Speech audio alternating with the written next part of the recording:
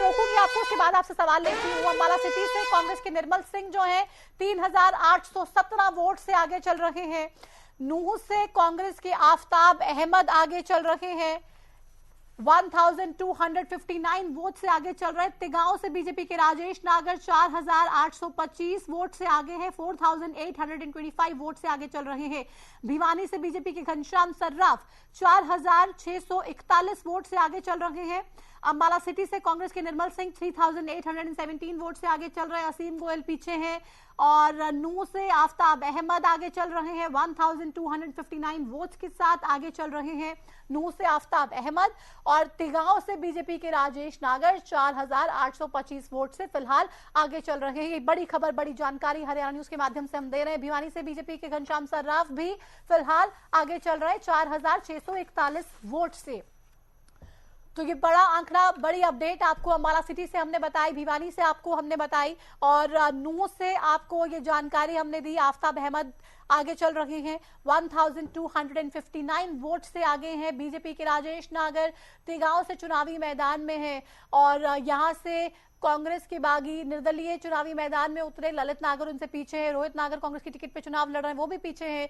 भिवानी में बीजेपी के जो कैंडिडेट है घनश्याम सर्राफ वो आगे हैं। कांग्रेस ने यहाँ पे गठबंधन के तहत सीपीआईएम को सीट भिवानी की दी, कॉमरेड ओम प्रकाश को, वो फिलहाल पीछे चल रहे हैं। गढ़ी सांपला किलोई में भूपेंद्र सिंह हुड्डा 11,000 वोट से आगे चल रहे हैं, 11,099 वोट से भूपेंद्र सिंह हुड्डा आगे चल रहे हैं गढ़ी सांपला किलोई से। ये बड़ी खबर, बड़ी जानकारी आपको बता दें तो एक बड़ी लीड हुड्डा साहब को अपने गढ़ से मिलती हुई दिखाई दे रही है। गढ़ी सांपला किलोई से भूपेंद्र सिंह हुड्डा साहब, पूर्व मुख्यमंत्री हरियाणा, और अगर सरकार बनती है कांग्रेस पार्टी की हरियाणा में तो सबसे जो बड़ा चेहरा, सबसे प्रबल दावेदार सीएम की रेस में, उसमें भूपेंद्र सिंह हुड्डा का नाम शुमार है। लगातार मेहनत करते रहे, ग्राउंड पर डटे रहे, बार बार ये कहते रहे I am not tired and I will not be retired. BJP जा रही है, कांग्रेस आ रही है, लगातार इन तमाम दावों को आपने हुड्डा साहब को कहते हुए सुना। थानेसर में कांग्रेस के अशोक अरोड़ा 137 वोट से आगे हैं, 137 वोट से आगे चल रहे हैं। कलायत से कांग्रेस के विकास सहारन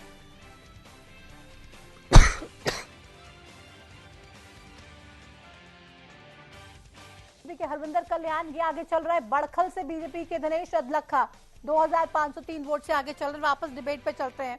विजेंद्र नेहरा जी से मैं सवाल पूछ रही थी। विजेंद्र नेहरा जी, आप कह रहे हैं थोड़ा इंतजार करिए, लेकिन सबका साथ सबका विकास के मंत्र पर ही आपकी पार्टी चलती है और उसी मंत्र को फॉलो किया जाएगा। वेद प्रकाश विद्रोही जी, अभी भी बीजेपी को उम्मीद है तमाम पार्टियों के साथ सबका विकास भी होगा और सरकार मिलजुल कर बना लेंगे। आपको लग रहा है सिंगल लार्जेस्ट पार्टी बीजेपी बनने वाली है या कांग्रेस बनने वाली है? दावे करें, 1 बजे तक दावे कर लें, क्या जाता है, 2 घंटे और खुश हो लें। हाँ। मैं आपसे बड़ा स्पष्ट रूप से कह रहा हूं कि कांग्रेस अपने बहुमत से सरकार बना रही है। मैंने आंकड़ा दिया था 55 का प्लस माइनस का, मैं आज भी उस पर कायम हूँ। मैंने आपसे उस समय, आप मेरी बात अधूरी रह गई थी, मैंने उस समय भी आपसे कहा था कि आज भी मैं अपने उसी आंकड़े पर कायम हूँ। मैं इन लोगों की तरह लंबी चौड़ी दमगज्जे तो मारता नहीं। अब जो विरोधी दल है, चाहे वो कुछ भी कहें, उन्होंने तो अपनी स्थिति पहले स्पष्ट कर दी। आपने गोपाल कांडा का वक्त सुना होगा, उन्होंने स्पष्ट रूप से कहा था कि मैं आईएनडी, हलपा और बीएसपी का जो गठबंधन है वो बीजेपी के साथ तीसरी बार सरकार बनाएगा। बीजेपी ने उनका उम्मीदवार वापिस लिया, तो इसमें कहाँ शंका है? बीजेपी के साथ है आईएनडी, चाहे उनकी 1 सीट आए, चाहे ना आए, चाहे 2 आए, जितनी भी आए, वो बीजेपी के साथ जाएंगे। वो तो प्रारंभ से घोषणा कर चुके हैं। लेकिन आपको लग रहा है कि सिंगल लार्जेस्ट पार्टी कांग्रेस ही रहेगी? मैडम, आप सिंगल, मुझे समझ में नहीं आ रहा आप क्या सवाल पूछ रही हैं मुझसे। मैं कह रहा हूँ हम 55 प्लस सीट लेंगे, मैं इस बात पर मैं बड़ा स्पष्ट कह रहा हूँ, क्लियर है। उसके बाद सिंगल लार्जेस्ट पार्टी का कहाँ सवाल उठता है? मैंने आपसे कहा कि 1 बजे तक कर लेता, क्या दिक्कत है, करते रहे, मैं उनके दावों पर क्यों परेशान हूँ? लेकिन आप सिंगल लार्जेस्ट पार्टी, आप 55 सीटें लेने का दावा कर रहे हैं, लेकिन आपको थोड़ा सा खुश होना चाहिए। आज तो सरकार बनाने की बात आप कर रहे हैं वेद प्रकाश विद्रोही जी। मैडम, आप मुझे जानती नहीं, मैं सदा ही एक सी स्थिति में रहता हूँ। न मैं हारने पर कोई गम करता और न मैं खुश उछलता। अच्छा। ये जनता का जनादेश है। जैसे मैंने तो आपसे बड़ा स्पष्ट रूप से कहा है कि भाई 1 बजे तक कोई भी साथी कुछ भी खुश हो ले, कुछ भी दावा कर ले, मुझे आवश्यकता क्या है आज उनके दावे पर आपत्ति जताने का? आज मुझे क्या हो सकता है जब मतदाता अपना जनादेश दे रहा है।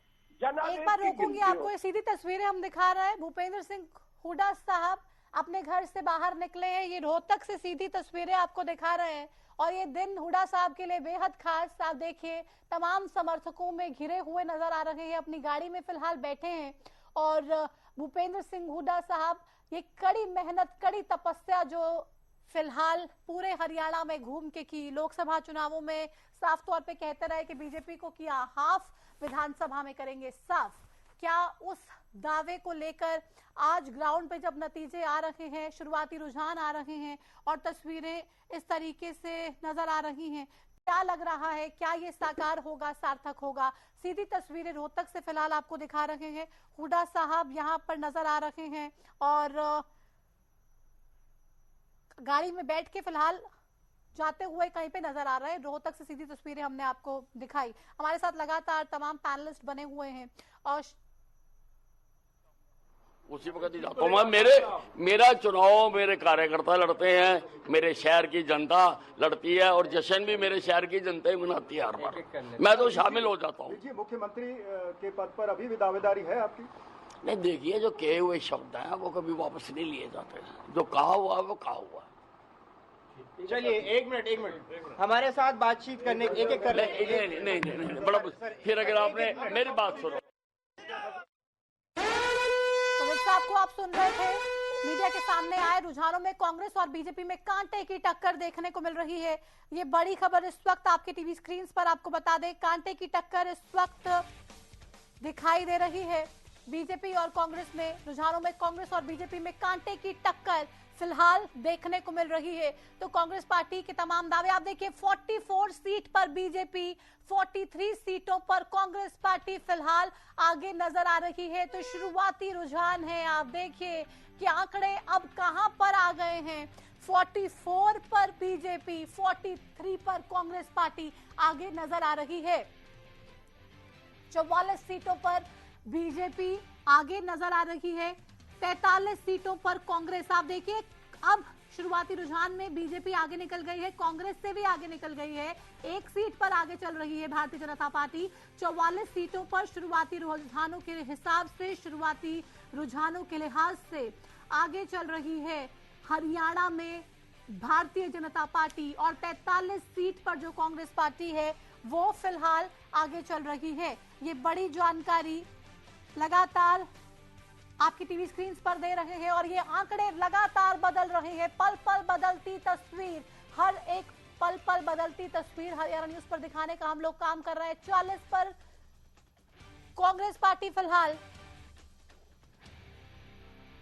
43 पर भारतीय जनता पार्टी, 1 पर इंडियन नेशनल लोकदल, 1 पर एचएलपी और अदर्स की अगर बात करें तो 4 जो निर्दलीय हैं वो 4 सीटों पर आगे चल रहे हैं। तो कांटे की टक्कर, कांटे का मुकाबला लगातार हरियाणा के इस रिजल्ट्स में, हरियाणा की मतगणना में देखने को मिल रहा है और जो रुझान है ये लगातार बदल रहे हैं, पल पल बदल रहे हैं और कुछ भी इस वक्त हरियाणा की इन रिजल्ट्स को देखकर कहना मुश्किल है।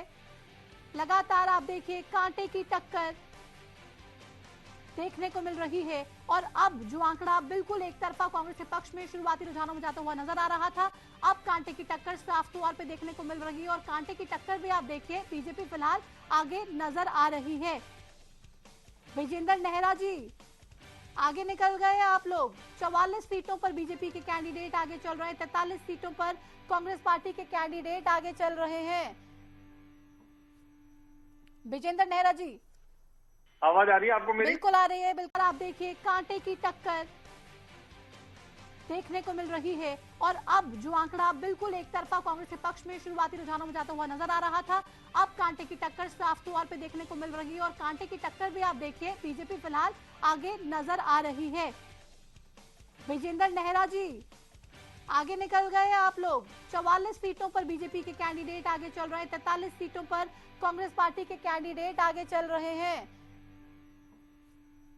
विजेंद्र नेहरा जी, आवाज आ रही है आपको मेरी? बिल्कुल आ रही है, बिल्कुल आ रही है, जवाब दीजिए। देखिए मैं तो पहले ही आपको बता रहा था प्रतिमा जी, भारतीय जनता पार्टी पूरे आत्मविश्वास से लबरेज है। भारतीय जनता पार्टी के कार्यकर्ताओं ने जो मेहनत की है, जनता का जो आशीर्वाद हमें मिला है, और 10 साल में ईमानदारी से हमने जो काम किया है, पारदर्शिता के साथ में जो काम किया, पहले माननीय मुख्यमंत्री जो पूर्व में रहे श्री मनोहर जी, अब माननीय मुख्यमंत्री श्री नायब सैनी जी, भारतीय जनता पार्टी को पूरा विश्वास है कि तीसरी बार हम सरकार बनाएंगे। और उसके पीछे जो आंकड़े आपने भी बताए हैं, 45 सीट पे भाजपा और 40 सीट पे कांग्रेस, यानी 5 सीटों पर हम आगे निकल चुके हैं, और अब ये आगे ही निकलेंगे हम। मैं आपकी डिबेट में बैठा हूं, अब पीछे रहने वाले नहीं है, टॉप गियर लग चुका है भारतीय जनता पार्टी का। हाँ। और अब हम आगे ही रहेंगे। और मुझे अच्छी बात ये लगी, वेद प्रकाश जी मेरे बड़े भाई हैं, उन्होंने कहा कि उनको जीत से ज्यादा खुशी नहीं और हार से ज्यादा दुख नहीं होता।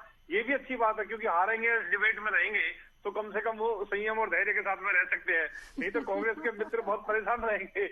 आज वो खाना भी नहीं खाएंगे, इन्होंने बैठे बैठे नाश्ता भी सो यहाँ टीवी पे कर लिया, अच्छी बात है।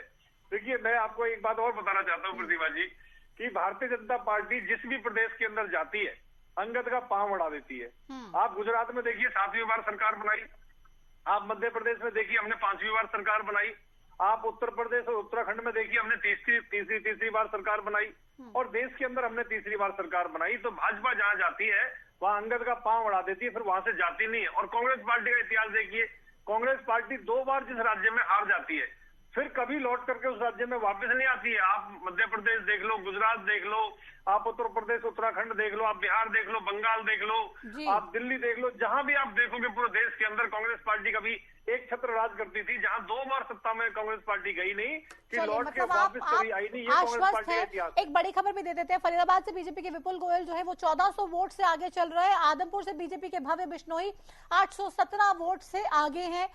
ये लगातार तमाम ब्रेकिंग्स हम बता रहे हैं, तमाम अपडेट्स हम बता रहे हैं, और जो ये आंकड़ा है ये राउंड 2 का है। राउंड 2 के आंकड़े के हिसाब से फरीदाबाद से बीजेपी के विपुल गोयल जो प्रत्याशी हैं वो 1400 वोट से आगे चल रहे हैं। ये आंकड़ा अपनी टीवी स्क्रीन पर हम दिखा रहे हैं। प्रदेश के तमाम लोग इस वक्त हरियाणा का जो रिजल्ट है वो देख रहे हैं हरियाणा न्यूज की टीवी स्क्रीन के माध्यम से, और ये बड़ी खबर लगातार हरियाणा न्यूज पर हम दिखा रहे हैं।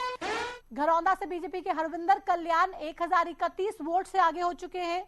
ये बड़ी खबर इस वक्त हरियाणा न्यूज पर अपने तमाम दर्शकों को दिखाने का हम काम कर रहे हैं। बड़खल से बीजेपी के जो प्रत्याशी है वो आगे चल रहे हैं। शाहबाद से कांग्रेस के रामकरण काला आगे हैं, 1588 वोट से आगे चल रहे हैं रामकरण काला। करनाल से बीजेपी के जगमोहन आनंद 1470 वोट से आगे हैं, 1470 वोट से आगे चल रहे हैं। बाड्रा से बीजेपी के उम्मेद पातुवास 100 वोट से आगे चल रहे हैं।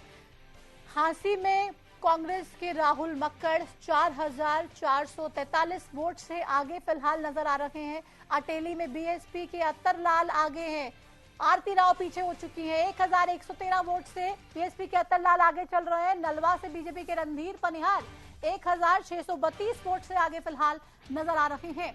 तो ये बड़ी खबर, तमाम हलकों की अपडेट हरियाणा न्यूज पर आपको देखने को मिल रही है। घरौंदा से बीजेपी के जो उम्मीदवार हैं वो आगे चल रहे हैं। बड़खल से बीजेपी के दिनेश अदलखा 2503 वोट से आगे हैं। शाहबाद से कांग्रेस के रामकरण काला आगे हैं, 1588 वोट से आगे चल रहे हैं। शाहबाद से कांग्रेस के रामकरण काला। करनाल से बीजेपी के जगमोहन आनंद 1470 वोट से आगे हैं। होडल से उदय भान कांग्रेस पार्टी के प्रदेश अध्यक्ष आगे चल रहा है। बाड्रा से बीजेपी के उम्मेद पातुवास ये फिलहाल आगे हैं। लेकिन आप देखिए टेली में जबरदस्त उछाल, 43 पर बीजेपी, 40 पर कांग्रेस, 1 पर आईएनएलडी, 1 पर एचएलपी और 4 पर अदर्स यानी कि निर्दलीय। आरती राव भी फिलहाल अटेली से पीछे चल रही हैं। इंडियन नेशनल लोकदल और बीएसपी के जो गठबंधन के प्रत्याशी हैं अतरला, वो फिलहाल आगे नजर आ रहे हैं। विजेंद्र नेहरा जी अपनी बात पूरी कीजिए। आप कह रहे हैं आप बिल्कुल ये जो टैली है अब ये बदलने वाली नहीं है, इस तरीके से रहने वाली और लगातार बीजेपी को लीड मिलती हुई नजर आएगी। लेकिन लगातार जो आंकड़े बदल रहे हैं, जो सीटें निर्णायक हैं ये दिखा रहे हैं और ये बता रहे हैं, और जो ये इतना कड़ा मुकाबला है, इतनी कांटे की टक्कर है, ये भी कहीं ना कहीं इस तरफ इशारा कर रहे हैं कि कुछ भी संभव है इस बार इस विधानसभा के चुनाव नतीजों में। विजेंद्र नेहरा जी 2014 के अंदर माननीय मुख्यमंत्री श्री मनोहर जी जब मुख्यमंत्री बने थे हरियाणा प्रदेश के अंदर, तो उन्होंने जैसे एक समझदार और एक अनुभवी बल्लेबाज होता है, जब वो बैटिंग करने आता क्रीज पे तो सदी हुई बैटिंग करता है।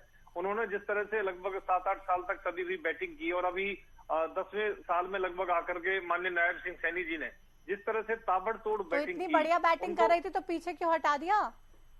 आपने तो आउट कर दिया उनको बैटिंग करते करते। नायब सैनी को अचानक से लेकर आ गए। नहीं तो मैं वही बता रहा हूँ, वो बहुत सदी हुई बल्लेबाजी कर रहे थे। हाँ। और वो टेस्ट मैच के हिसाब से भी बल्लेबाजी कर रहे थे और वनडे के हिसाब से भी बल्लेबाजी कर रहे थे। तो नायब सैनी को क्या T20 खेलने के लिए लेकर आ गए क्या आप लोग? हाँ जी, देखिए जब भारतीय जनता पार्टी को ये लगा कि अब चुनाव नजदीक है और अब 2020 के हिसाब से बैटिंग होनी चाहिए, तो माननीय नायब जी को भारतीय जनता पार्टी ने मौका दिया। एक युवा चेहरा ले आए, एंटी इनकम्बेंसी नहीं थी खट्टर साहब की, इसलिए कोई एंटी खट्टर साहब का तो प्रमोशन हुआ है। उन्होंने इतना सर्वश्रेष्ठ काम हरियाणा प्रदेश के अंदर किया कि मोदी जी को जरूरत लगी कि उनको केंद्र में बुलाना चाहिए, तो कैबिनेट मंत्री केंद्र में उनको बना के भेजा है, तो उनका प्रमोशन हुआ है। यहाँ माननीय नायब सैनी जी को इसलिए लाया गया कि आजकल 2020 का जमाना है और अब 2020 की तरह उन्होंने छक्के चौके लगाए, 2 महीने भी पूरे उनको नहीं मिले। ताबड़तोड़ बैटिंग की, इतने सारे फैसले हरियाणा के इतिहास में कोई मुख्यमंत्री कभी ले नहीं पाया जितने उन्होंने फैसले लिए, और हरियाणा के जनहित में उन्होंने फैसले लिए। चाहे सरपंचों को 21 लाख रुपए तक की पावर देने का मामला हो, चाहे 24 फसलों को MSP के ऊपर खरीदने का मामला हो, चाहे सड़क है, सीवर है, बिजली है, पानी है, शिक्षा है, स्वास्थ्य है, सुरक्षा है, हर विषय के ऊपर माननीय नायब सैनी जी ने धुआंधार बैटिंग करके इतने सारे जो काम किए। चाहे गरीब लोगों को 100 गज के उनके प्लॉट देने का मामला हो, चाहे आयुष्मान चिरायु योजना की जो सीमा उसको बढ़ा करके 10 लाख रुपए हमने जो अपने संकल्प पत्र में घोषणा की है, और संकल्प पत्र के माध्यम से भी हमारी मातृशक्ति को जो शक्ति हमने दी है उसका परिणाम आपको आने वाले समय में अभी जो आज पूरे।